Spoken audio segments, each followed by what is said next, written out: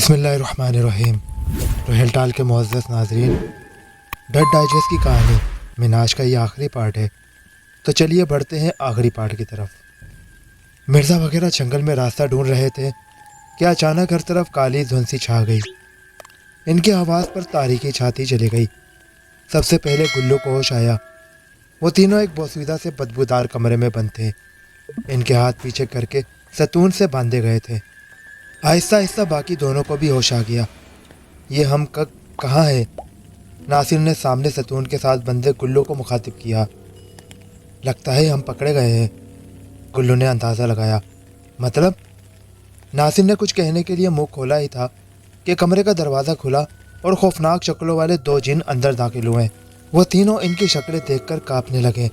ان میں سے ایک جن کے ہاتھ میں ایک ڈبیا تھی۔ اس نے ڈبیا کھولی تو اس میں ڈھیر ساری سوئیاں تھیں۔ اس نے ایک سوئی اٹھائی اور ناصر کی طرف بڑھا۔ ٹھہر جاؤ زرتاش، ان کو سوئی لگانے کی ضرورت نہیں، یہ تینوں ان پڑھ ہیں، یہ کوئی ایسا کلام نہیں پڑھیں گے جس سے ہمیں نقصان ہوگا، لاماش نے کمرے میں داخل ہوتے ہوئے کہا۔ میں نے میناش کو کہلوا دیا ہے کہ اگر تم ان تینوں کی زندگی چاہتے ہو تو اس لڑکی کو ہمارے پاس لے آؤ، اور جب وہ آئے گا تو پھر ان سب کی موت ہوگی۔ لاماش کی مکروا ہنسی ان تینوں کے کان پھاڑ رہی تھی۔ رات ہو چکی تھی۔ روشن دان سے آتی چاند کی مدھم روشنی میں انہوں نے پہرے دار جن کا جائزہ لیا۔ وہ دور دیوار کے ساتھ ٹیک لگائے آنکھیں بند کیے اونگ رہا تھا۔ گلو، اوے گلو، مرزا نے گلو کو مخاطب کیا۔ کیا ہے؟ گلو نے سرگوشیانہ انداز میں کہا۔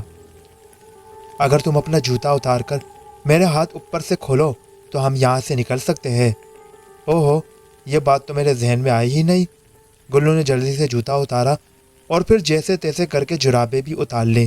دونوں ستون کا فاصلہ 1.5 فٹ سے زیادہ نہیں تھا۔ مرزا گھوم گیا۔ اس کے ہاتھ اب گلو کے سامنے تھے جو رسی سے بندھے ہوئے تھے۔ گلو نے اپنے جسم کو زور لگا کر دونوں پاؤں سامنے ستون کے ساتھ جمائے اور پیر کی انگلیاں اور انگوٹھے سے رسی کی گانڈ کھولنا شروع کر دی۔ پہرے دار جن اپنی جگہ سے اٹھ کر اس کے پاس کھڑا تھا اور اسے قہر بار نظروں سے گھور رہا تھا۔ تھوڑی ہی دیر میں تینوں زنجیروں میں بندھے الٹے لٹک رہے تھے، کھجور سے گرے اور آسمان میں اٹکے۔ اب تو خدا ہی ہمیں ان بھوتوں سے بچا سکتا ہے، مرزا نے بے بسی سے کہا۔ ناصر کچھ کہنے والا تھا کہ ایک دھماکے سے دروازہ کھلا اور میناش وہاں داخل ہوا۔ اس نے تینوں کو کھولا اور کمرے سے نکلنا چاہتا تھا کہ لاماش وہاں داخل ہوا۔ تو تم نے ہماری پیشکش قبول نہیں کی؟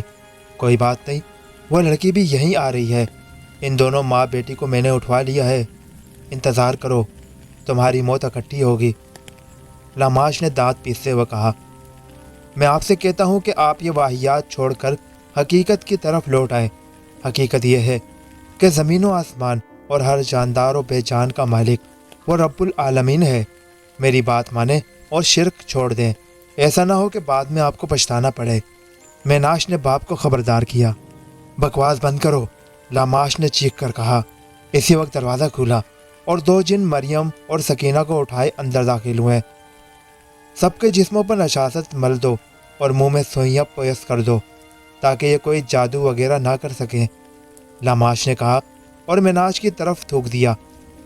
اس کی منہ سے الٹی سی نکلی اور میناش کے سارے کپڑے گندے ہو گئے، جبکہ مریم اور سکینہ کے جسموں کو بے ہوشی میں ہی پلیت کر دیا گیا اور منہ میں سوئیاں لگا دی۔ لاماش نے میناش کی طرف پھونک ماری تو میناش کے گرد فولادی چبوترا سا بن گیا جس میں وہ گردن تک جگڑا ہوا تھا۔ مریم اور سکینہ کو بھی ہوش آ گیا تھا۔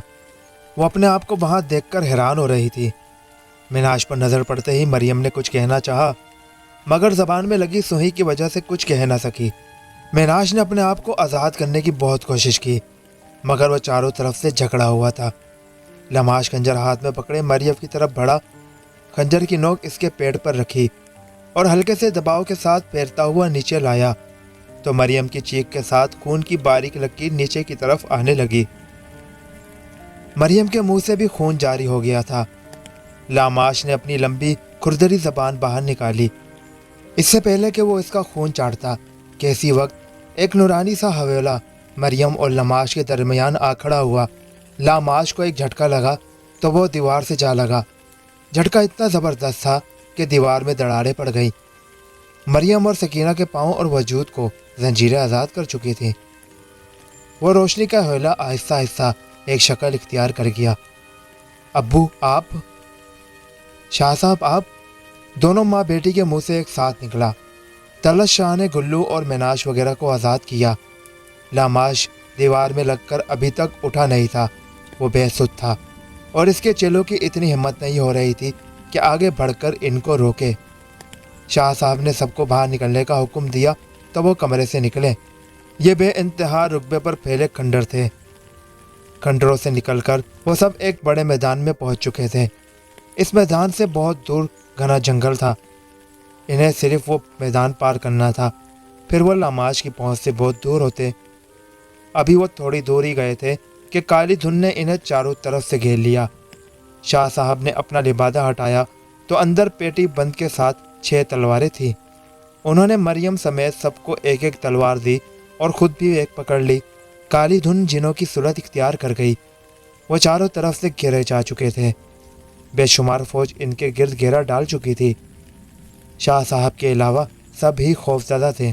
جب میں کہوں تو حملہ کر دینا، طلعت شاہ نے سب کو مخاطب کیا۔ مگر شاہ جی، یہ جن اتنی تعداد میں ہے، کیا ہم مقابلہ کر سکیں گے؟ جبکہ پلید جسموں کے ساتھ ہم ان پر کلام پڑھ کر بھی نہیں پھونک سکتے۔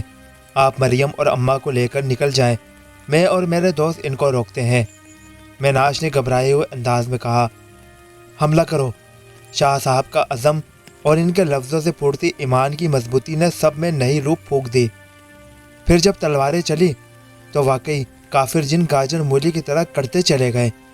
یوں لگ رہا تھا جیسے کوئی غیبی طاقت ہے جو ان کے ساتھ ہے، کیونکہ کافر جن چیخو پکار کرتے ہوئے قتل ہو رہے تھے۔ کئی جن بھاگنے کی کوشش کر رہے تھے، مگر واپس جانے والا ہر جن آسمان سے آنے والے انگارے کا نشانہ بن جاتا۔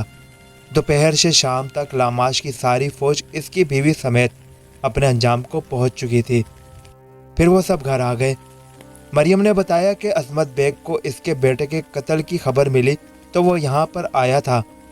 اس نے سکینہ اور مریم کو اٹھایا اور جیسے ہی گھر سے باہر نکلا، کالی دھند نے ان کو اپنی لپیٹ میں لے لیا۔ عظمت بیگ اور اس کے کارندوں کو مار کر وہ دونوں ماں بیٹی کو ان کھنڈروں میں لے آئے تھے۔ میناش کے ریسلنگ میں جیتے روپوں کی ضرورت ہی نہیں پڑی تھی، کیونکہ شاہ صاحب نے مکان میں بنے ایک تہہ خانے کی نشاندہی کی جہاں وہ اپنی جمع پونجی رکھتے تھے۔ انہوں نے وہ رقم ایک درسگاہ کے لیے رکھی تھی، مگر بیٹی کا فرض ادا کرنے سے بڑا کام اور کیا ہو سکتا ہے۔ انہوں نے تمام رقم میناش کے حوالے کر دی اور خود اپنے اصل مقام کی طرف پرواز کر گئے۔ مریم کی شادی بڑی دھوم دھام سے ہوئی۔ میناش نے اس کی ساس کو اکیلے میں اپنا اصلی روپ دکھایا اور کہا کہ اگر میری بہن کو کوئی تکلیف دی تو تمہاری خیر نہیں۔ مریم کی والدہ فوت ہو چکی تھی۔ مریم کافی بوڑھی اور نواسے نواسیوں والی ہو گئی ہے، جبکہ گل محمد اب ایک مدرسے میں تعلیم دے رہا ہے۔ میناش نے اپنا نام گل محمد رکھ لیا تھا۔ اب وہ لوگوں کے دلوں کو ایمان کی روشنی سے منور کر رہا تھا۔ وہ اپنے ہر طالب علم کو یہی درس دیتا تھا کہ مسلمان کا کسی مسلک سے تعلق نہیں ہوتا، نہ وہ شیعہ ہوتا ہے، نہ سنی، نہ وہابی، نہ بریلوی، نہ دیوبندی، نہ اہل حدیث، بلکہ وہ صرف ایک مسلمان ہوتا ہے۔